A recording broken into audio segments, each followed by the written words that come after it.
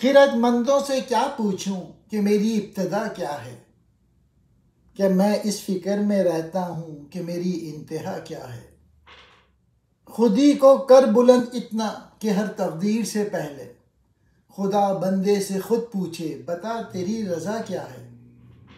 مقام گفتگو کیا ہے اگر میں کیمیا گر ہوں، یہی سوز نفس ہے اور میری کیمیا کیا ہے۔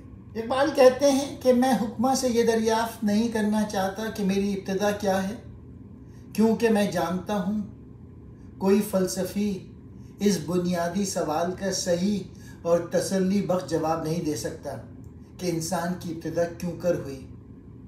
اس کے بجائے میں یہ غور کرتا ہوں کہ میری انتہا کیا ہے، یعنی روحانی اعتبار سے انسان کہاں تک ترقی کر سکتا ہے۔ اور چونکہ اس سوال کا جواب مل سکتا ہے، اس لیے میرا فرض ہے کہ میں روحانی ترقی کے لیے کوشش کروں۔ انسان کو یہ سوچنا چاہیے کہ وہ کس غرض سے پیدا ہوا، اس کا مقصد کیا ہے، اس کا نصب العین کیا ہے۔ اسی سوال کا اگر صحیح جواب اس کو مل جائے گا تو زندگی میں انقلاب پیدا ہو سکتا ہے، پھر اس کو ویژن اور مشن مل جائے گا اپنی زندگی کا۔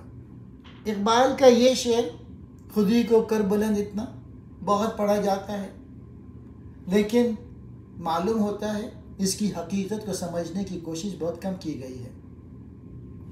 یہ ایک حدیث کی تشریح ہے،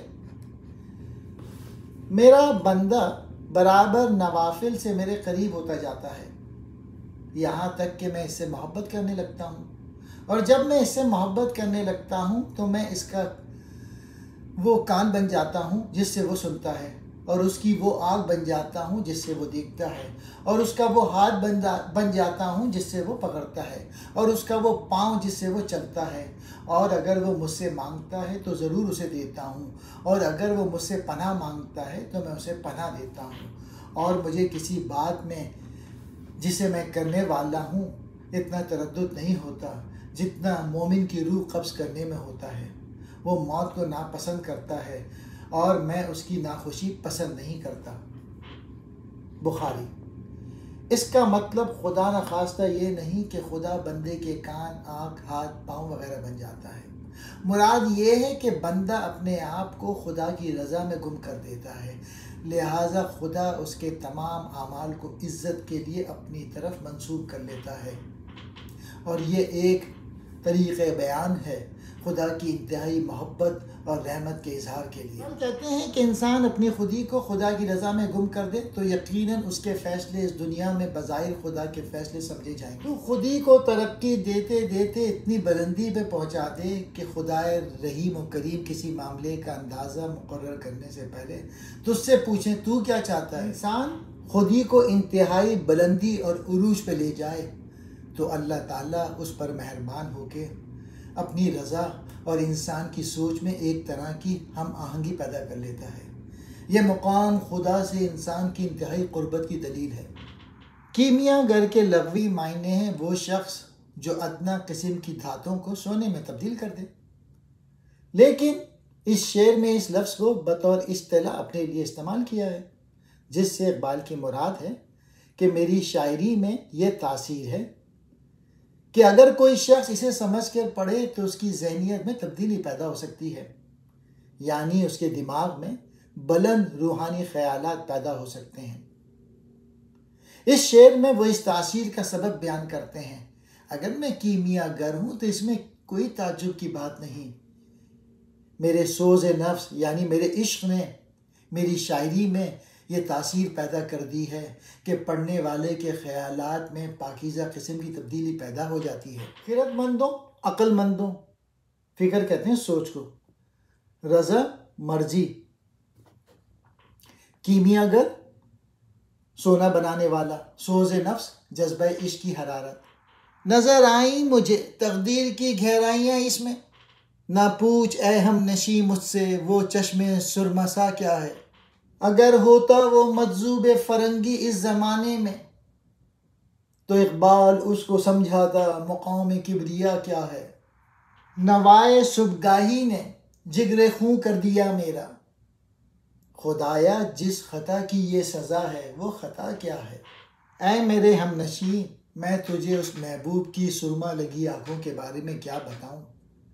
بس اتنا جان لے، ان آنکھوں میں مجھے تقدیر کی گہرائیاں نظر آتی ہیں۔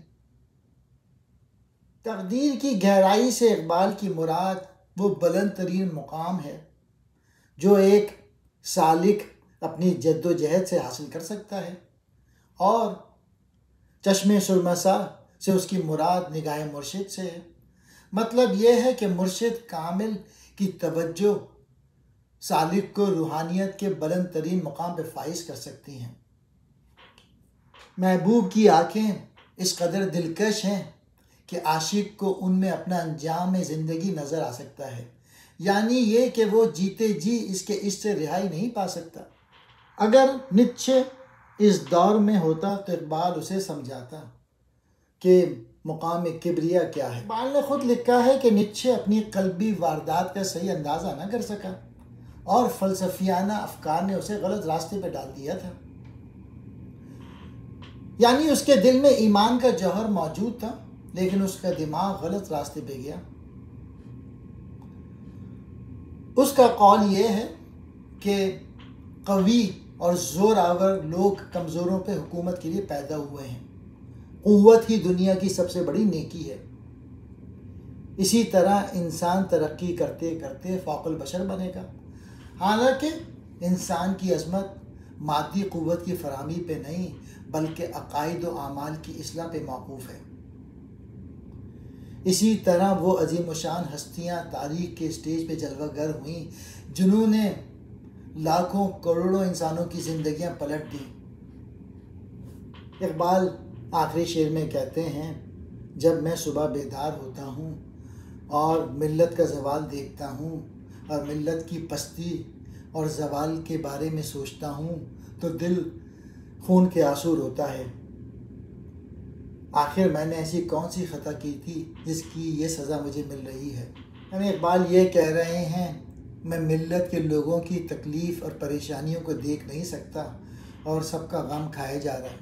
چشم سرمسا وہ آگ جس میں بہت کشش ہو، ہم نشی ساتھ بیٹھنے والا، مجذوب فرنگی جذب و مستی کی حالت میں غرق یورپی دانشور، جرمنی کا مشہور فلسفی نیچے، نوائے صبحگاہی صبح سویرے اٹھ کر اللہ کے حضور گڑ گڑانا، جگر خوں کر دیا، جگر جو لہو بناتا ہے اس کا بھی لہو بہا دیا، مراد اپنے آپ کو فنا کر دیا۔